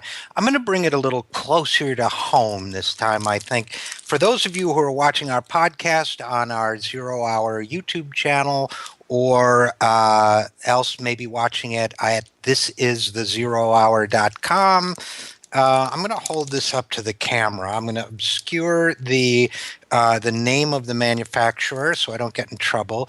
This is the potato chip that was available. This is a bag of potato chips that was available in my hotel room here in New York City. And again, we'll leave the brand name out of this, but aged cheddar horseradish potato chips. Now, first of all, this is just something that bugs me, okay? Why can't a guy get a potato chip when he wants it? Not an aged cheddar horseradish potato chip, not a lemon vinaigrette potato chip, not a pina colada and chocolate fricassee potato chip, just a frickin' potato chip. Why can't a fella get it? It's become the rarest thing to find nowadays. You go in, you see all these flavors, you say, I just want a potato chip. If I want to put cheddar on it, I'll put cheddar on it. If I want to put horseradish on it, I'll put horseradish on it. Why is that so difficult to get nowadays? And I'll tell you why. Because the market is not always right, okay? We idealize the free market in this country. If the market was always right, a man could get a potato chip when he wants a potato chip, okay? That's number one. Number two, okay, look, granted, I'll backtrack a little. Market forces, these guys, this manufacturer is clearly in the business of making money. So somebody likes this stuff, okay? That doesn't mean I don't deserve a potato chip when I get it, all right? Now, let's talk about another area of market forces that I experienced. Here I am in Manhattan. It was raining, right? Pouring rain. It's very hard to get a taxi cab in the rain. And I went to get one last night, and it was obviously the end of the shift. So the guy pulls over, and he says, "Where are you going?" Now that's illegal. Taxi cab regulations in New York City say you cannot pick and choose fares. You have to take the person where you got to. Either you're on duty or you're off. If you're on duty, you take the fare where they want to go. So he said, "Where are you going?" And I said, "Let me in the cab and I'll tell you." This new found aggression, I don't know. I get it when I come back to New York City. So I got in the cab and I told him. And the point of this story is this: Uber. Uber and Lyft, these are the new wondrous internet-based car services where you don't actually have a job. You're just trying to make ends meet by going to a website that doesn't employ you. You maybe use your own car. It's not really regulated, and supposedly market forces will determine how much you get for driving a person from point A to point B. Now, if we didn't have taxi cabs in New York City, or our other major cities, that taxi ride, which took about 20 minutes, would have probably cost me about $50 because it was raining and everybody wanted a taxi cab. Now, market forces might say, well, you can't get, or $80. I'm guessing closer to $80. Well, too bad. Then that's the market value of a taxi cab ride. What's wrong with that? Well, I'll tell you what's wrong with it. Number one, it means that everybody in New York City who's not a millionaire has to walk when it rains. That's not a society you want to live in. That's not a humane form of existence. Number two, the flip side of that is that every taxi cab driver is not a person with a job anymore. He or she is a person who barely struggles to make ends meet. Uber gets the $80. They get whatever little bit they get. And number three, there's no regulation to protect me as a passenger of the taxi cab driver. He might not be maintaining his car. He might not be maintaining his brakes. He might be a crook. He might be a murderer. So, the market doesn't solve every problem. Let's just put it that way. That's why we have regulation. That's why people need to buy insurance. What if the taxi driver had an accident, left me paralyzed, and there was no insurance to cover me? So next time you think that the market is going to solve all our problems, and next time a politician tells you, or a Fox News pundit tells you the market is going to solve all our problems, tell them to go eat a potato chip. I'm Richard RJ Eskow, and we'll be right back. This is The Zero Hour.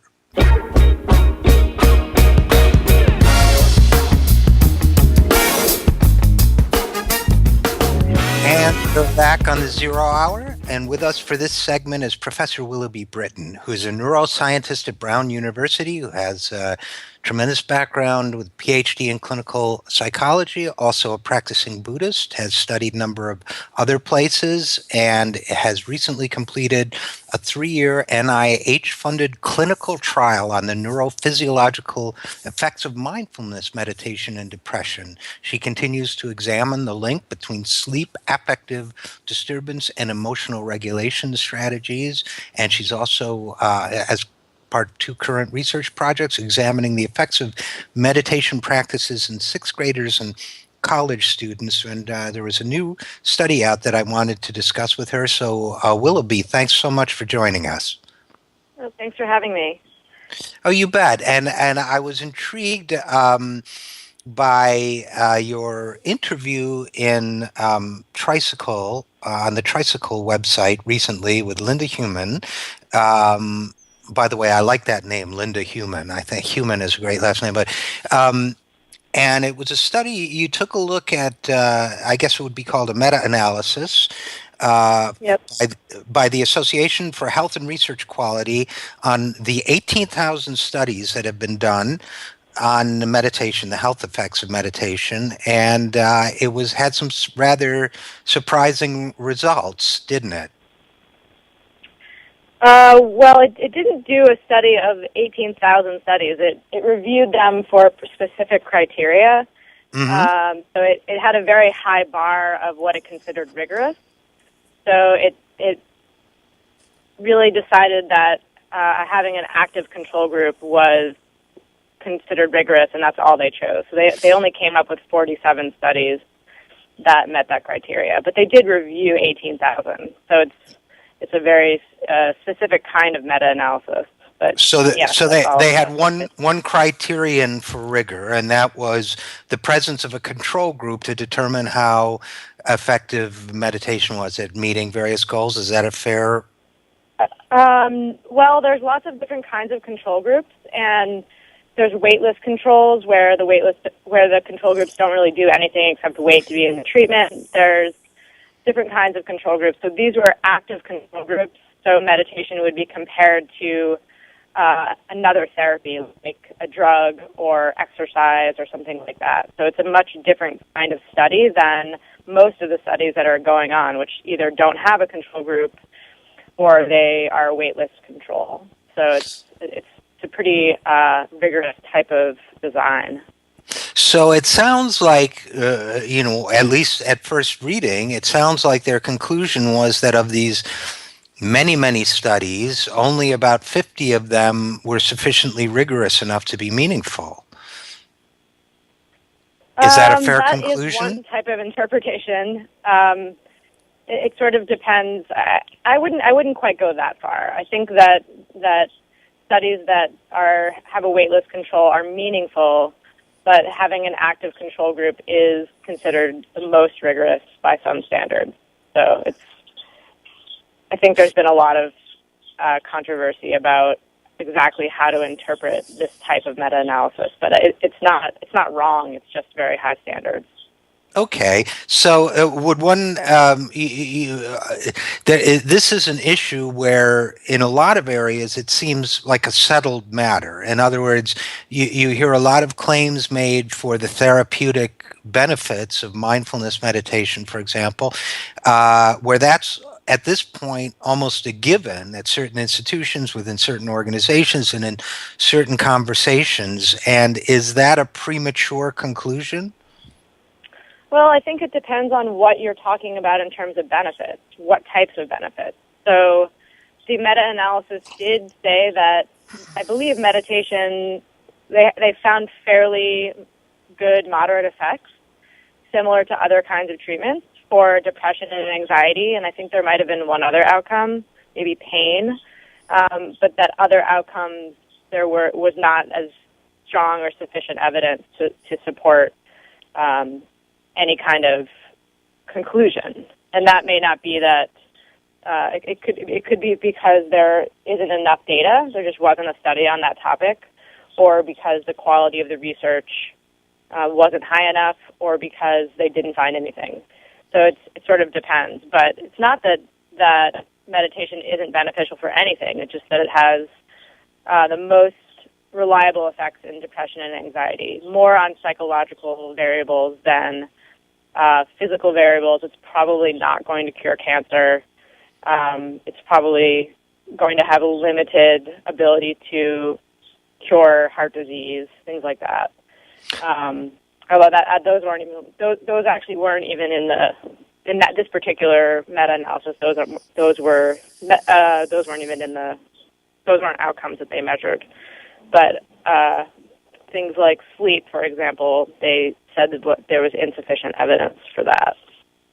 Well, it's interesting that you mentioned sleep, because I have personally tried meditation for sleep. I have terrible sleep problems sometimes. Mm-hmm. And just as an aside, I mean, this is not a scientific, I'm a sample of one, but I have found that meditation sometimes makes it worse. And I don't know if others have found that, but and by the way, I support meditation. I practice mm-hmm. meditation, but I just find that when I use it at night, for example, as some people have advised me to do to get me in a state of mind for sleep, it actually wakes me up. Mm-hmm. But that's, I suppose, neither here nor there. So what should a lay person conclude about this? That meditation is beneficial for depression and other emotional states, that it's not, or that there's just not sufficient data yet to draw a conclusion one way or the other? Yeah, I mean, I think that the research is a slow process, and it takes a lot of time and money to do it well. And so I think, unfortunately, the research is going slower than the public enthusiasm is, and so I don't think that it's this review in any way rules out the promise or potential of meditation. It's just that the data hasn't quite caught up with the public enthusiasm. And what did you find? You did a 3-year study on the neurophysiological effects of mindfulness meditation and depression. Have you published your conclusions to that study yet? That study, yes. So that study was one that I mentioned in Tricycle. I was looking at the effects of mindfulness training in depression, particularly on sleep, and sleep as measured both objectively with brain waves, like overnight in a sleep lab, and then also subjective measures of sleep, like sleep diaries. So the results were actually quite complicated and complex in that both the meditation group and the control group seemed to report an improvement in sleep, so their subjective sense of their sleep improved. But in terms of what their brains were doing, the meditation group's brains became more awake and in a dose-related way to their meditation practice. So the more they meditated, the more awake their brains became while they were sleeping. So they showed sort of faster brain waves, so more stage 1 and less deep, it's called delta sleep. So, but in terms of how the meditators felt, they felt like they slept better. So it's a very, it gets very complicated because when you talk about sleep, it depends on how you measure sleep. Right. So their subjective experience as a brain state or as a subjective sense, they have totally different effects. So, and I think that's why different people will tell you different things about meditation and sleep, depending on what they mean by sleep exactly. Well, that's interesting because, of course, I had the opposite subjective impression. But does that mean that they had less restorative sleep? Would that be a reasonable conclusion to draw?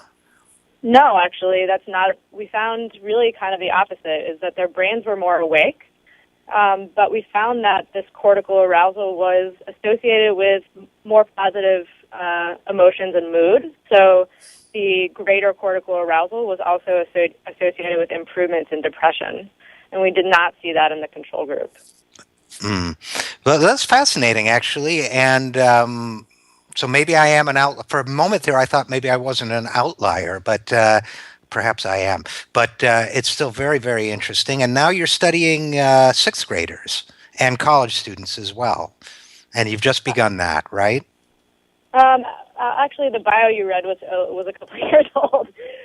So the 6th grade study is actually done and actually came out this week. It was the Journal of School Psychology just published it, so you can catch that there. And the college study, we compared courses. These are both school-based studies. What happens when you integrate meditation practice into a course, like a college course or a 6th grade course?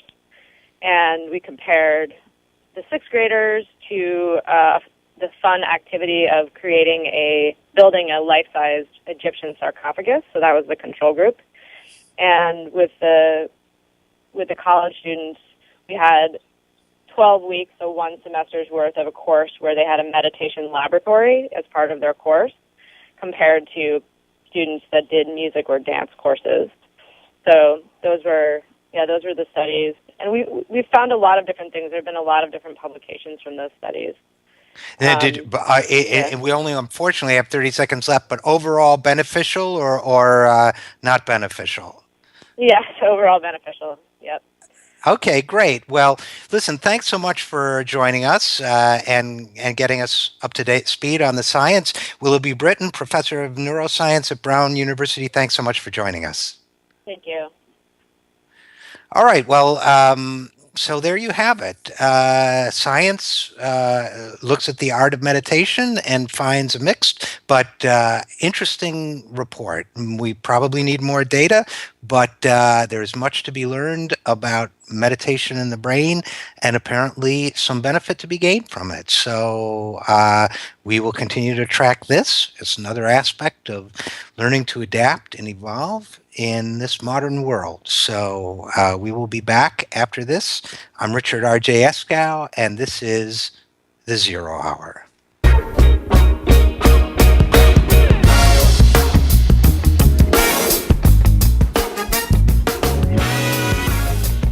All right, we are back on the Zero Hour, and do we have Andrew Slack with us? Andrew, are you there?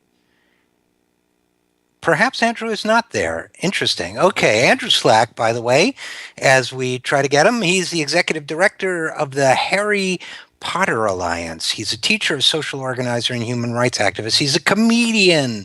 He's an actor. He's a writer. He's spent years performing sketch comedy for hundreds of colleges across the U.S. And then he's created this great thing, which I never would have imagined could do so much, called the Harry Potter Alliance. And we apparently do not have him yet, which is kind of a bummer. Okay, I'll tell you what we'll do. If we really don't have him, I've been thinking of introducing a feature on this program called RJ Reads the Headlines. Now, seriously, I have been thinking of this. This is not just me in desperation trying to fill time, although I am also doing that. I was trying to figure out what would happen if I did not look at a given newspaper in the morning. I read other newspapers and then decided to look at it in impromptu, react to headlines. I used to do this when I was in college. All right, okay. Here's the New York Times for today. Of course, if I tell you what day it is, then I'm giving myself away. So for those moments when we pre-tape. But all right, okay, let's take a look. Putin hits pause in Ukraine crisis amid skepticism. Now, this is a pledge to draw troops back and a message to separatists. Okay, President Vladimir V. Putin, faced with rising violence in southeastern Ukraine that threatened to draw on the Russian army at great cost and prompt severe new Western economic sanctions, pressed pause on Wednesday in what had started to look like an inevitable march to war. Now, let's think about this for a second, both the coverage and the content. First of all, I wonder if all those Republicans who have been urging Obama to be much more like Putin, which is much more warlike and much more aggressive, I wonder if they find it depressing. I wonder if they find it a letdown. I wonder if they're on some level disappointed that he's not beating his chest like he used to. But let's also think about the use of language in this opening paragraph.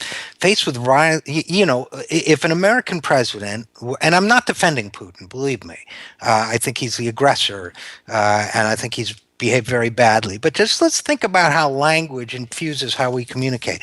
Okay, if an American president were to offer some sort of mild peace initiative, let's say in Afghanistan or Iraq, and it was written up this way: President Barack Obama, faced with rising violence in Afghanistan that threatened to draw on more of the U.S. Army at great cost and prompt a severe economic hardship, press pause on what had begun to look like an inevitable march to war. Wouldn't that be considered somewhat slanted language? It's like the use of regime for elected governments. Have you ever noticed how sometimes the newspapers will talk about the so-and-so regime for a government that was elected? Certainly we should have been able to call the George Bush presidency regime since he was not elected. Okay, what else do we have here? We have Florida in the eye of a storm over climate change. Actually, I don't really know what this story is about. Okay, the Sunny Day flooding was happening again. Well, the president's report, we talked about that with Dr. Abraham in an earlier segment. It's changing our lives now. During high tide one recent afternoon, Alicio Toussaint looked out the window of his Alton Road laundromat and watched bottle green salt water seep from the gutters, fill the street, and block the entrance to his front door. This never used to happen, Mr. Toussaint said. Well, yeah, no kidding. No kidding. So we've got a real problem going on. Okay, politicians wary as a new U.S. study cites dangers. Why should they be wary? Why shouldn't they just be addressing the problem? Who's wary? Okay, let's take a look here. Florida in the eye of storm. Okay, national climate change. In and around Miami, local officials are grappling with the problem. Well, grapple away and tell your government to take care of it. Jeb Bush, Governor Rick Scott, this is good, folks. Three prominent Republicans, Senator Marco Rubio, former Governor Jeb Bush, and the current Governor Rick Scott, declined repeated requests to be interviewed on the subject of climate change. So while the water is drowning Alicio Toussaint's laundromat, they won't even talk about the subject. Okay, scientists add letters to DNA's alphabet, raising hope and fear. Oh, that's a zero-hour subject, if there ever was one. Scientists reported Wednesday they had taken a significant step toward altering the fundamental alphabet of life, creating an organism with an expanded artificial genetic code in its DNA.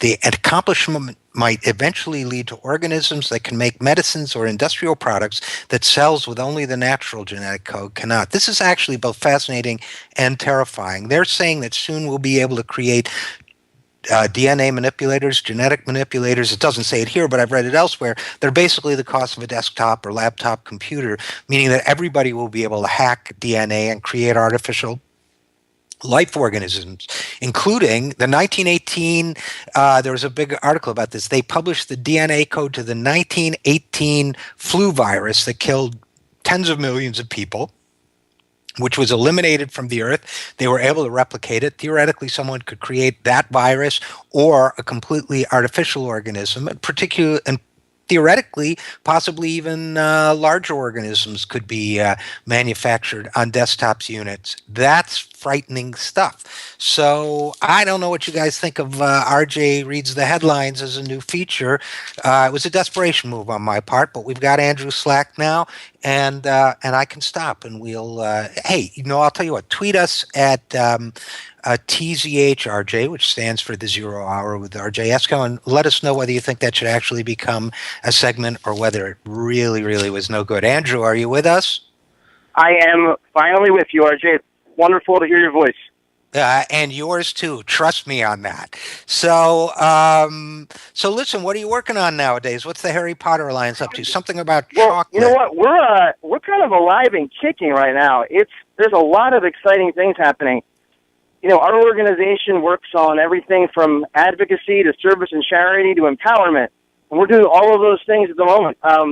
Just to give you a quick rundown, we have our Accio Books campaign, which is a book drive that's getting thousands of books in local communities across the country. We have a middle school that just built a library in an elementary school in Austin, Texas.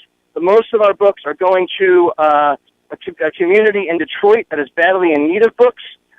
We also are doing a tremendous amount with the Hunger Games.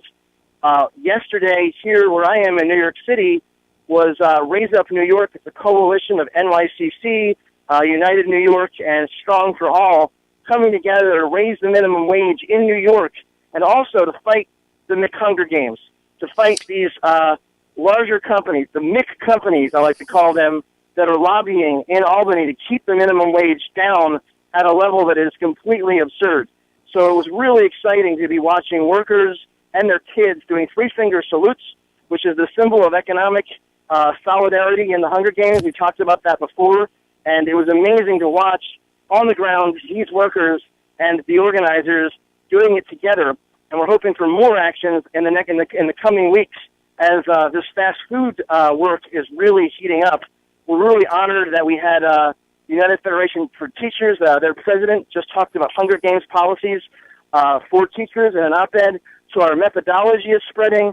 We're heating up stuff with Warner Brothers and delivering soon 400,000 petitions to them regarding the work in conjunction with our partners in Australia, Walk Free, regarding the fact that they will not release any documentation that negates our report that was independently commissioned that the chocolate that is in Harry Potter's name is very likely coming from child slavery in the Ivory Coast. And okay, so let me stop you right there for a second. The necessary standards that represent let me stop you for a second values in Harry Potter. Turns out the Disney Corporation does a phenomenal job with this kind of licensing, and we expect that from Warner Brothers too. We're also gearing up for a campaign, a major campaign, off of the movie The Fault in Our Stars, which is coming out on June 6th. That's next month. And that is based on the best-selling book, The Fault in Our Stars, by author John Green, who is one of our most important, wonderful, incredible allies. The Fault in Our Stars has been number one on the New York Times bestseller list pretty much consistently for 2 years now. And it was inspired by a young woman who died from cancer, Esther Earl. Andrew. She is the most prominent member of the Harry Potter Alliance. Andrew. And we're very close with her family. I'm on the board of the foundation in her name. And John and her were incredibly close, and he created a holiday in her name called Esther Day on her birthday. On her last birthday, right beforehand, John asked her, what do you want people to do on Esther Day? And Esther simply replied, I want people to tell their friends and family that they love them. So the campaign that we're launching on June 1st, right before the movie comes out, The Fault in Our Stars, a movie that's based off of a book that she inspired, is about love and about getting ready for Esther Day on August 3rd so that we can tell those in our lives that we love them in the deepest way possible through creating art, music, even the simplest phone call. So we've got a lot happening, a lot of irons in the fire, and it's been really, really exciting. Could you repeat that? No, I'm kidding. Listen, I was I was trying to jump in there a couple times just because there was so much information in there. First of all, we'll have a couple listeners who don't know what the Harry Potter Alliance is, but you've been on the show before, and we know that you've really politicized a lot of people who may have come to this world just through their love of the books, the Harry Potter books, and the Harry Potter movies as well. And so, for example, the chocolate campaign, I think is great because these Harry Potter chocolates are being distributed all around the world, but no one has been able to confirm that those chocolates aren't being produced by slave labor, which is being used to extract the chocolate in places like the Ivory Coast. So you're putting pressure on both the studio and the chocolate manufacturers to stop that, right? That's exactly right. And that's going on? What's the latest with that? Yeah, well, the latest with it is, I know. Excuse me, RJ. I'm sorry. I got a little. I was. Somebody had.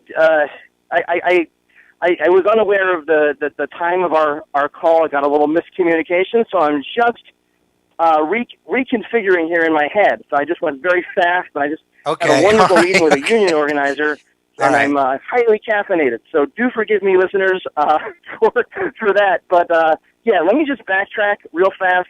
Harry Potter Alliance is essentially turning Harry Potter fans into activists because the book is asking them to step up and be like Harry and the members of the student activist group, Dumbledore's Army, that Harry starts in the books. Fans do so many incredible things. Fans are not simply the kind of stereotype we have of socially inept Star Trek fans, even though Star Trek fans rock and are awesome, and there's nothing wrong with being socially awkward. We all are at times. But there is just so much savvy and creativity coming out of fandom. So what we did when we started the Harry Potter Alliance was basically say, look, it's great that we're celebrating Harry Potter in very creative and amazing ways, but if Harry Potter were in our world, he would do more than simply talk about Harry Potter. He would fight for justice in our world the way he fought for justice in his. One and of I the love examples that. of doing that is with leveraging the fact that chocolate is being sold at the Wizarding World of Harry Potter in Orlando, Florida, the theme park there. And that chocolate is very likely, almost definitely, coming from exploited labor on the Ivory Coast. And there's a good enough chance that it's coming from these rings of child slavery that happen on the Ivory Coast. We commissioned an independent report from a group called Free to Work, which looked at the system of transparency around the chocolate that's being produced from in terms of like trying to follow the money trail, and there is no way to follow it. There's no transparency. Our current system of chocolate is just so awful, and the cocoa crop is one of the most corrupt in the world, to a point where a lot of cocoa farmers are switching to other crops, which will make chocolate more expensive in the future. So we really need to hold chocolate to a higher standard, cocoa to a higher standard. We're leveraging this through the metaphor of Harry Potter. If the Wizarding World of Harry Potter changes all of the Harry Potter chocolate to fair trade, it doesn't mean that that's going to make a huge dent on the chocolate industry in terms of numbers. But what it does do is it creates a very symbolic and a powerfully symbolic victory, which is that a young adult fiction and children's fiction should have nothing to do with promoting child slavery, and we should all be putting the necessary pressure on the big companies like Nestle and Hershey's to clean up their act. But we're starting with Harry Potter. Harry Potter fans, we reject the notion that Harry Potter's name, this hero that so many of us have gained confidence from and emotional sanctuary from, should be exploited and used to exploit workers, their families, and particularly children that have been kidnapped. So what's happening right now is Warner Brothers just won't tell us the evidence they have. They say, no, we're cool. Harry Potter Alliance, Andrew Slack, we're fine. You don't need to worry about it. We did our own internal report on this, and it negates your report, so you don't need to worry. And we said, well, that's great. Can you show it to us? And they won't show it to us. So now this is an issue of corporate transparency, and they're being totally not transparent here, and we are pushing for transparency. Now, with this anti-slavery group, Walk Free, which is based out of Australia, they're doing a lot of innovative work, and together the two organizations have collected over 400,000 signatures, and we are delivering those signatures very soon in a pretty media-savvy way that's going to really ruffle some feathers here to get Warner Brothers moving and to help fans who have never necessarily been engaged in activism to look at issues of transparency, issues of human rights, and issues of the fact that we are the ones who can change the world. We are the heroes that we've been dreaming of becoming. We can be like Harry and the other heroes in the story. Well, I think that's great, and we're going to go to a break now. I hope you'll stick with us so that we can talk about this a little more, and maybe a couple other things too. And as a member of the original Star Trek generation, as we go to break, please, everybody stick around, including you, Andrew, and live long and prosper. And we'll be back. Indeed, and may the Force be with you, too. That's other guys. Okay, and I know, but still. We'll be back after these messages. This is Zero Hour. And we are back on the Zero Hour with Andrew Slack, Executive Director of the Harry Potter Alliance. And Andrew, before you attempt another high-speed data transmission burst, which I'm telling you, Captain, the dilithium crystals just can't take much more of that. I do want to, we'll have you back to talk about the rest of the great work you're doing, but I do want to digress a little bit because the last time you were on, you gave us a quick snatch of your great Disney theme songs as Barack Obama speeches, and I promised to do the inverse, which I'm not quite ready to do yet, but I'll give it a quick try if you give us another quick taste of delivering the words to a Disney theme song as if they were a Barack Obama speech. Then I'll try to reciprocate. Absolutely, and forgive me for going so fast. No That's problem. What happens when you have a lot of caffeine and you think that your radio interview is Friday instead of Thursday, 3:30 p.m. So I'm a little caught off guard, so I apologize. Here it is. Circa 2008 speeches by Barack Obama are a lot like a Disney song. So my administration and I, we can show you the world. Shining, shimmering splendor. Now tell me, when was the last time that you would let your heart decide? We can open your eyes, take you wonder by wonder, over sideways and under, on a magic carpet ride. A whole new world, a new fantastic point of view. No one to tell us no, or where to go, or say we're only dreaming. A whole new world, and don't you dare close your eyes to this, with new horizons to pursue. And now that we are way up here, it is crystal clear that I have the honor and the opportunity to build a whole new world with you. Thank you. May God bless you. And may God bless the United States of America. And I promised I love it. And I promised I would do the reverse and take Barack Obama's words and put them to a theme song. And the best I was able to come up with during the break is, "That's why I stand here tonight." Let's see where else I got lost here. I had it somehow my it is I forgot. That kind of politics is not why we're here. It's not why I'm here or why you're here. We're here because of the more than 100 workers in Logansport, Indiana, who just found out their company has decided to move its entire factory to Taiwan. After 14 long months, it's easy to forget this from time to time. Well, all right, you get the idea. Well, I get the idea that you're about to become a freaking, billionaire. Oh, okay, I like that idea. Together. We'll do it together. That's why we're here, to do this together. Yes, we can. All right. Listen, Andrew Slack, Executive Director of the Harry Potter Alliance, communicator extraordinaire, activist extraordinaire, thanks so much for being with us. Oh, it's my pleasure, as always, RJ, and I look forward to being here on the next time. You bet. We'll have you back for sure. And that's our program for today. To go back to Star Trek, make it so. Make it so. Well, that's the later generation. God, I'm ruining my nerd cred here. I promise I won't speak so fast next time. All right, make it so. And with that, on star date, May of 2014, this has been the Zero Hour. We have a lot of work to do to save the planet, to stabilize our climate, to end child slavery, to free the young girls of Nigeria, to do all the things we need to do as a society, but we can do it. We have the strength, we have the wisdom, we have the power. If there's anything I want you to get out of this show, it's the sense of optimism that comes from Andrew Slack and the Harry Potter Alliance, that comes from Dr. John Abraham and the climate change movement, that comes from Amnesty International and their work on behalf of Boko Haram. There's against Boko Haram, I should say, not on behalf of the victims of Boko Haram. We can do it. We will do it. We're energized. We're ready. Come back next week and we'll share more of this experience together. I'm Richard RJ Eskow, and this is the Zero Hour.